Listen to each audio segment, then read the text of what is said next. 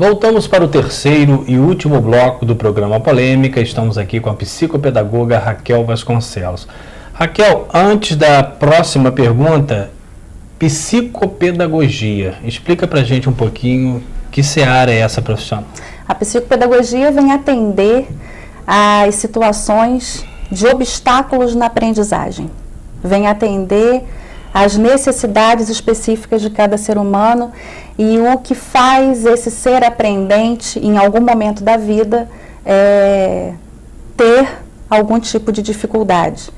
Então, é uma área que faz uma hipótese diagnóstica e intervém nesse laudo final, nesse diagnóstico final, em parceria com outras áreas afins, como fonoaudiologia, psicologia, neurologia, dentre outras, principalmente com a escola. É uma área escolar. Raquel, escolha a melhor escola para o filho. Uhum. Os pais ficam em dúvida, tem algumas escolas que são específicas de um segmento religioso, outras são mais abertas a todos os tipos de religiões, escolas ecumênicas, digamos assim. Mas os cuidados iniciais necessários que os pais precisam ter para dar ao filho o melhor ambiente educacional possível? Uma escolha que, na verdade, não é só a mãe e o pai, é uma escolha de todos nesse primeiro momento, porque normalmente são pessoas do seu primeiro filho que ficam nessa expectativa, muito doída para algumas mães, para alguns pais, e aí vai a avó, vai o vô, vai a tia para conhecer a escola. Eu acho muito saudável esse primeiro momento, porque, como eu já disse anteriormente, numa outra entrevista, eu falo que é um momento de fortalecimento de todos.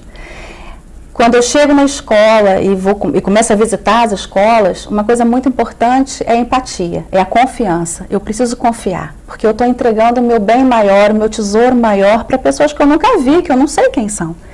Então, é óbvio que a matriz curricular, o que vai ser oferecido nessa escola em relação a disciplinas e a projetos é de fundamental importância, mas nesse primeiro momento, a segurança, a higiene, quem são essas pessoas que vão ficar, que vão educar, que vão contribuir para a educação do meu filho, que vão estimular as áreas de desenvolvimento do meu filho, conhecer essas pessoas é de fundamental importância. E a escola que se parecer com os seus valores, eu acho isso muito interessante. Qual é a escola que se parece com o meu jeito de ser? E outra coisa também, levar a criança à escola, seja de que idade ela tiver. Depois que você conhecer, a criança vai te dizer isso com um sorriso. Tem criança que vai para o parquinho ou que vai para uma sala de estimulação, olha para você e dá tchau, porque ela se sentiu seguro ali. Raquel, como lidar com as crianças com a morte? A morte não só de parentes, de amiguinhos e também de animais de estimação. Hoje em dia, né, como temos animais de estimação. E aí, como é que se trabalha isso? Mostra realmente o lado real ou a gente tem que trabalhar também um pouquinho com a fantasia disso? Eu vejo que... Uma vez minha filha chegou para mim e falou assim, papai, você disse para mim que criança cai do céu na cegonha, pai?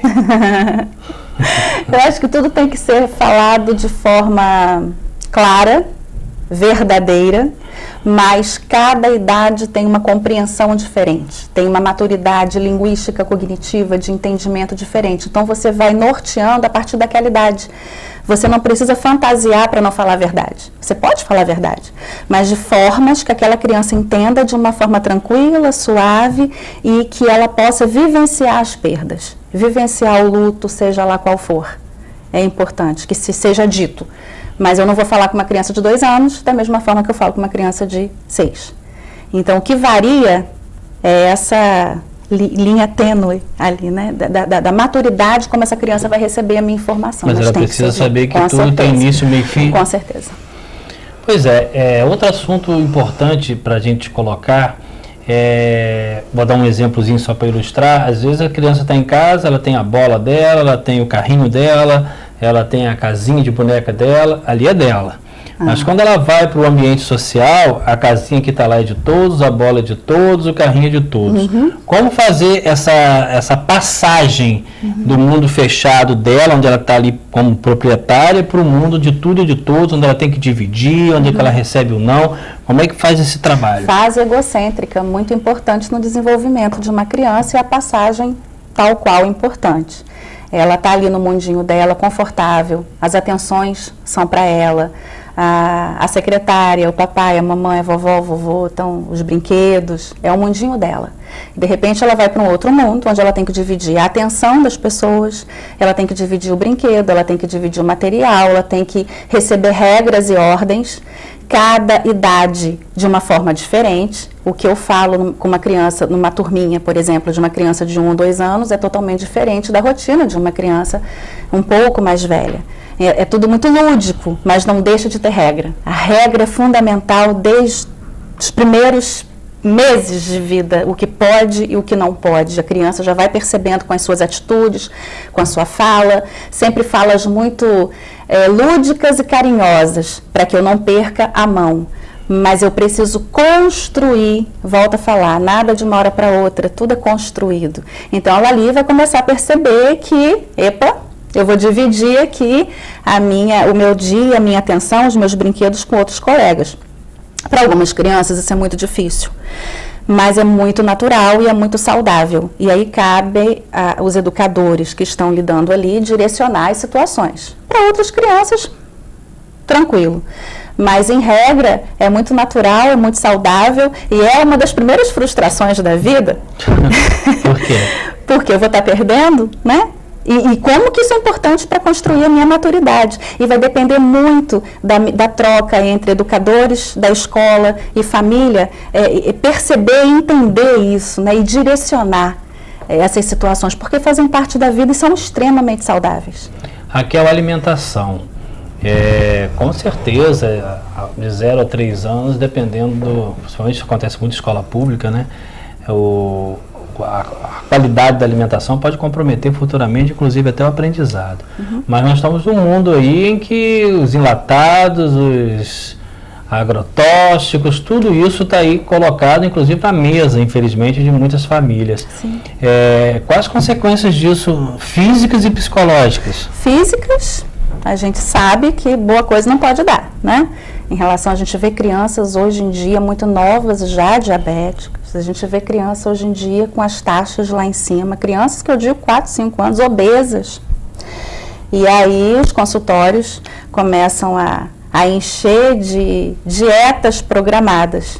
Então eu penso assim, com toda a agitação do nosso dia a dia, porque eu sei que não é fácil, porque eu também sou mãe, sou dona de casa, sou profissional, e equilibrar tudo isso é muito complicado. Mas a partir do momento que eu sou responsável por um ser, e sou responsável por mim também, porque eu também preciso ter saúde, eu preciso dar conta disso e colocar na minha mesa alimentos saudáveis. É tudo muito prático, ligar o micro-ondas e colocar lá o pré-pronto. Mas as consequências, e há estudos, em psicopedagogia a gente vem estudando muito isso, há estudos nos Estados Unidos muito avançados, no Brasil ainda não, mas estamos caminhando, que comprovam que a alimentação, dependendo da alimentação, ela tem reflexos muito importantes no aprendizado, na concentração, na agitação dessa criança. Então a gente tem que ter muito cuidado com isso e ser responsável.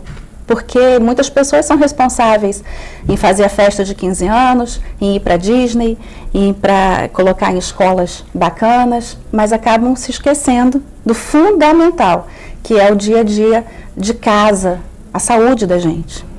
Raquel, hoje nós temos aí vários tipos de famílias, as famílias tradicionais, as famílias contemporâneas, as famílias recompostas, onde você traz filhos de um, traz de outro, mas nós sabemos que a ruptura da família, no divórcio, por exemplo, dependendo da faixa etária e da compreensão da criança, também dá um abalo psicológico. Como isso tem sido analisado pelos profissionais e qual realmente o real efeito prático disso no trato da criança? Inclusive, desculpa até também com as expressões psicológicas de mãe em face de pai, pai em face da mãe. A gente não pode generalizar nunca, não é, Cláudio? Porque cada criança recebe situações de formas diferentes. É claro que há um impacto. Se é positivo ou se é negativo, depende de cada construção familiar. Mas há um impacto. A sua pergunta anterior, a verdade, sempre, a verdade carinhosa, a verdade lúcida de acordo com a idade da criança. Os reflexos vão depender muito da forma como eu direcionar as situações. E as crianças hoje em dia, volto a dizer, eu não posso generalizar, mas a maioria delas lidam com mais naturalidade com alguns assuntos do que a gente imagina.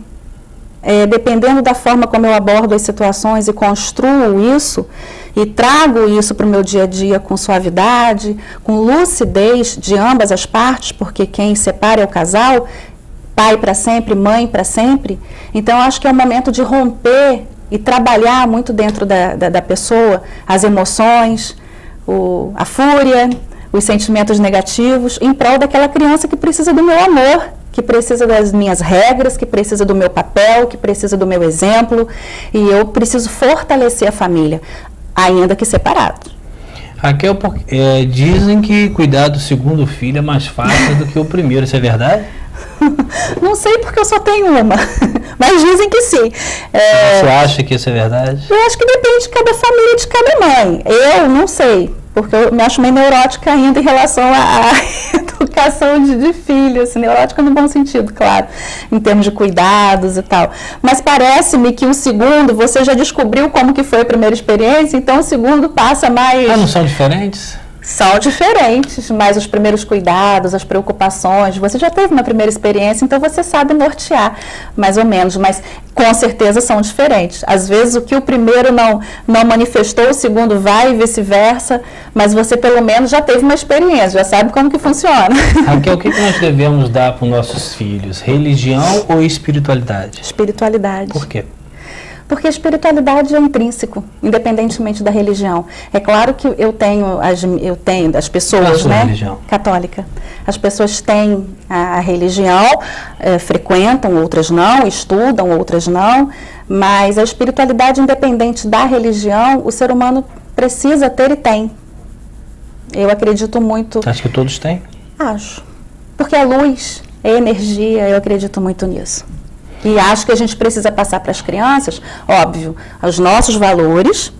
Quem vai definir no futuro são elas, de acordo com a educação que eu der, de base.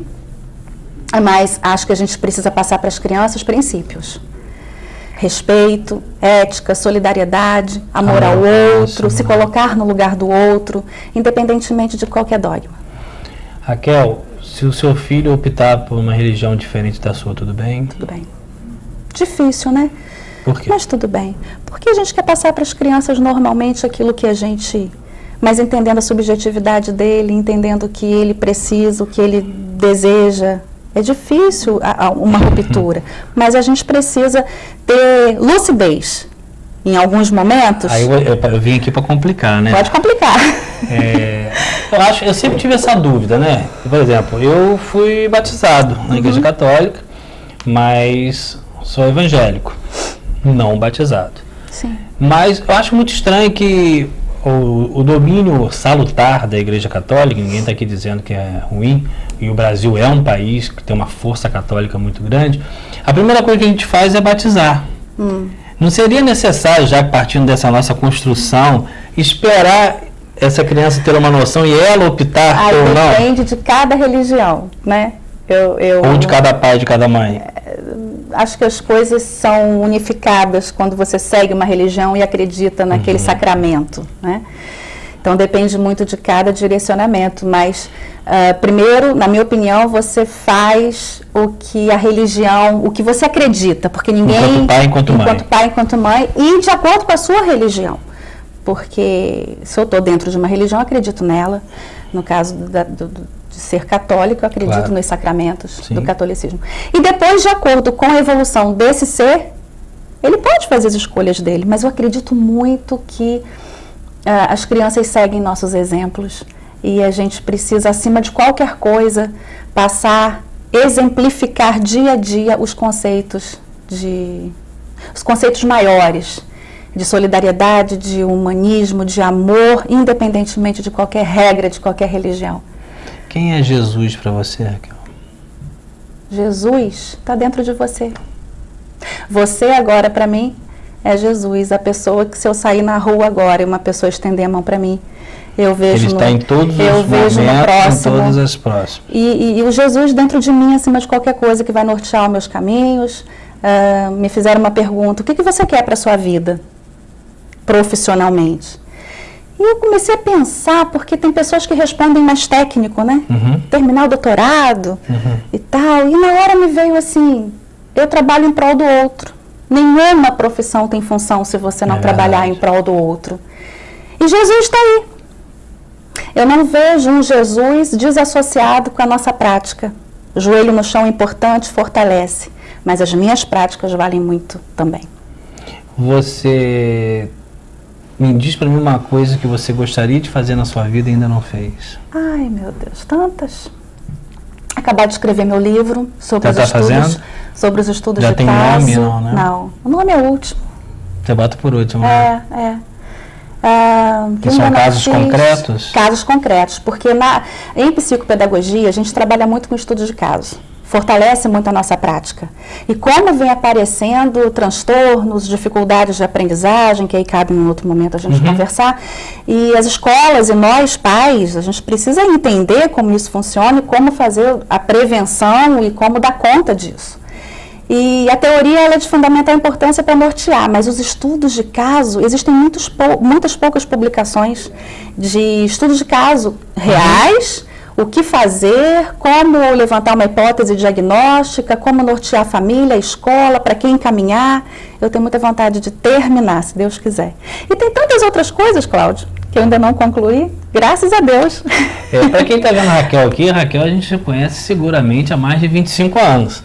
E pode parecer mentira, mas eu não sabia que eu iria entrevistar a Raquel, que é a Raquel que eu conheço há bastante tempo. Raquel, o mundo hoje está melhor do que o passado, do que o da nossa geração, por exemplo. O mundo hoje está melhor? Se você tivesse que escolher uma geração para nascer de novo, você nascia nessa ou na nossa? 80, né? 80, né? 80. A gente podia... Eu estava conversando com uma amiga, a gente sempre passou o verão na Tafona, né? Então eu me lembro que naquela época, em 80, aí que a gente sente o peso, né? Da idade. Mas a gente podia sair andando de madrugada, deixando as pessoas, os colegas nas suas casas, andando sem temor nenhum. Hoje em dia a gente não pode. Eu comecei a pegar ônibus aqui em Campos, quando tínhamos transporte público, né? Aí é um parênteses. Com 12 anos, ia para a escola de ônibus, com todo o assessoramento da minha família. Hoje em dia eu não posso mais colocar minha filha num ônibus para ir para a escola. Primeiro porque não tem, segundo porque é perigoso.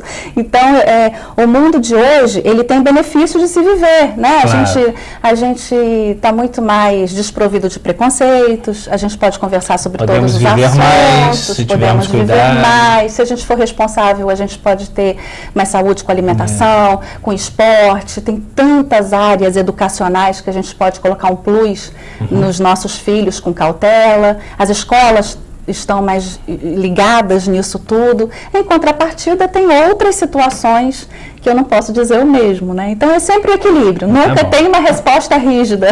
Raquel, eu queria te agradecer muito Obrigada pela sua presença e que você faça as suas considerações finais. Minhas considerações finais. Que cada um... Considerações, você pode mandar um abraço para alguém, pode agradecer a empresa, pode agradecer quem está te entrevistando, pode mandar um beijo para a família. O que você quer fazer? Agradecer por esse momento. Eu gosto muito de conversar sobre educação, trocar ideias sobre esses assuntos que a gente conversou aqui, porque eu estudo muito para isso. Então é muito bom quando a gente pode externar pensamentos, trocar ideias, não ser dona da verdade e agradecer por esse momento. Foi uma manhã muito boa. E te ver nessa situação aqui, que às vezes a gente se encontra em outras situações, né? Mas esse papo foi bacana. E você vai voltar aqui para fazer com a gente a propaganda do seu livro, né? Quando ele estiver pronto, se Deus quiser. Tenho certeza que o grupo de comunicação terá imenso prazer. Obrigada. Estamos terminando mais um programa Polêmica e até semana que vem com mais um entrevistado.